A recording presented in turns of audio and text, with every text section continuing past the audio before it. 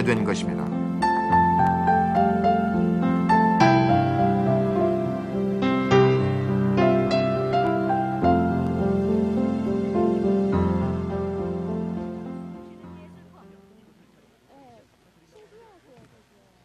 배고픔과 천대 속에 한없이 좌절했던 어린 시절. 그를 위로한 것은 바로 이 기타였습니다. 어찌 보면 이 땅의 불행한 역사를 고스란히 겪은 그가 자신의 운명을 바꾸어갈 도구로서 음악을 만났다는 것은 우리 대중음악사에 있어서 행운이었다고도 볼 수 있을 것입니다. 1960년대부터 70년대 중반까지 락과 함께한 10여 년은 그에게 참으로 행복한 시기였습니다. 음악을 향한 샘솟는 열정이 있었고 그 열정을 표현할 천재적인 음악성이 있었습니다. 운명처럼 다가온 음악은 그를 화려한 정상의 자리에까지 올려놓았습니다. 그렇지만 바로 그 음악이 1974년 그의 운명을 또 한 번 완전히 바꿔놓습니다. 1975년 5월 헌법에 대한 논의 자체를 금지하며 위반된 최고 사형까지 집행할 수 있는 긴급조치 9호가 공표됩니다. 거론하지 못하게 하고 이때 긴급조치 9호는 사회 기강을 해칠 여지가 있는 모든 문화 활동도 불온한 것으로 간주해 대대적인 정화 활동을 펼칩니다. 일반 연예 오락면에서도 퇴폐적인 노래나 음곡을 일소하고 건전한 국민생활 풍조를 북돋우는 데 힘쓰기로 했습니다.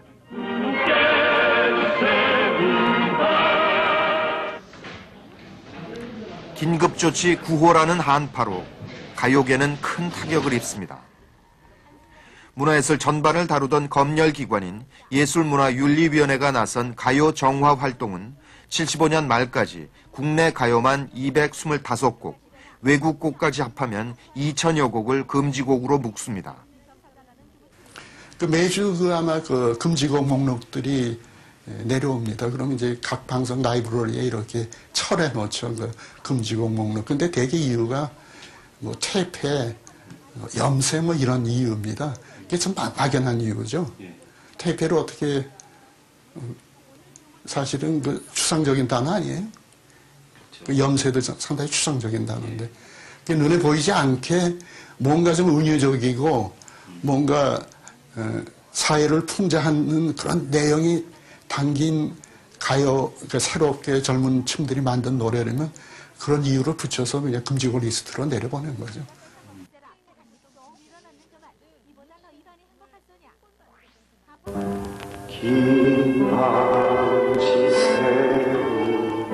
금지곡에 걸린다는 건 앨범 판매와 방송 활동이 중단되고 나아가 모든 공연 활동까지 봉쇄당하는 것을 의미했습니다. 실제로 이때 200여 명에 달하는 음악인들이 무대를 떠나야 했습니다.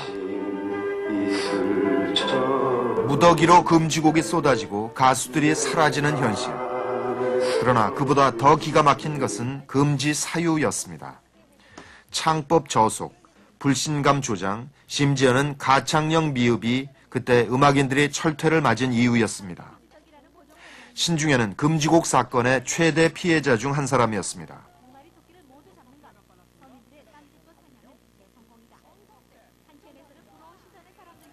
퇴폐, 창법 저속을 이유로 신중현과 엽전들의 앨범 수록곡 대부분이 금지됐고 비슷한 이유로 신중현 사단 대부분의 가수들도 활동을 중단해야 했습니다. 방송심의원 같은 그런 데가 있어가지고 제가 찾아갔어요. 이게 왜 금지가 되냐 그랬더니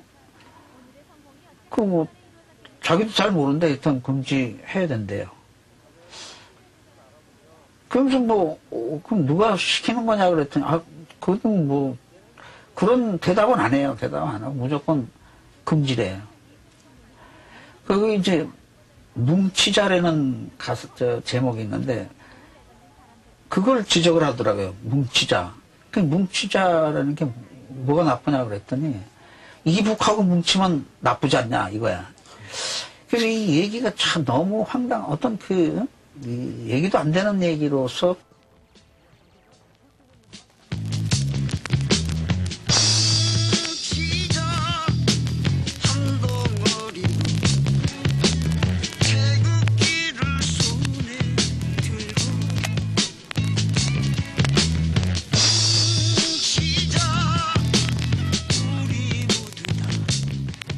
신중현과 엽전들 2집의 금지는 그 후 신중현의 음악 활동이 원천 봉쇄되는 긴 암흑기의 서막에 불과했습니다.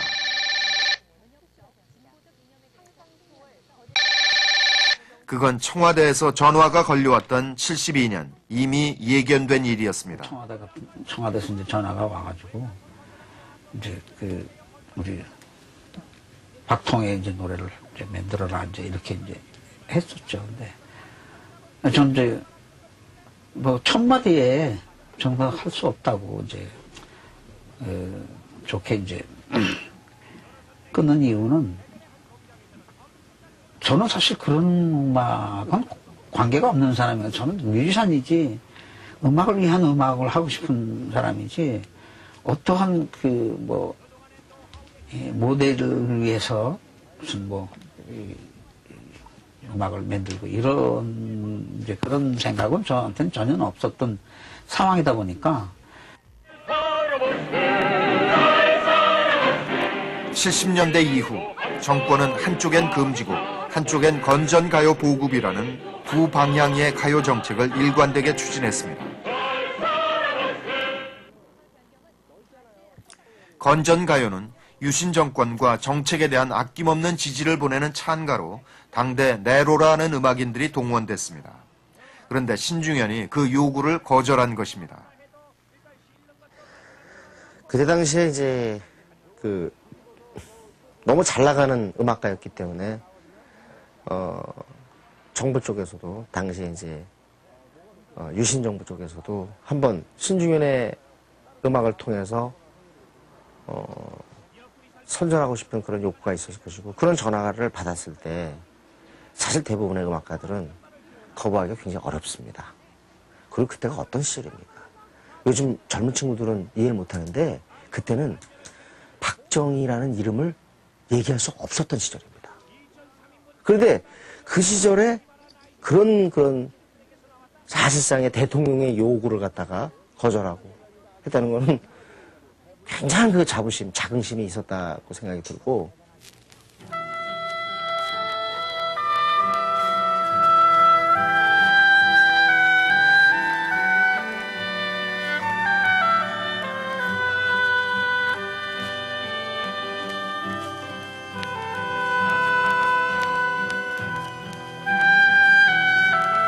최고 권력자가 만들어달라는 조국 찬가를 끝내 거부한 그가 같은 해 그 스스로 만들어 이 땅과 이 땅 위를 고단하게 살아가는 사람들에게 바친 조국 찬가. 바로 한국 락의 걸작이라 평가받는 아름다운 강산입니다.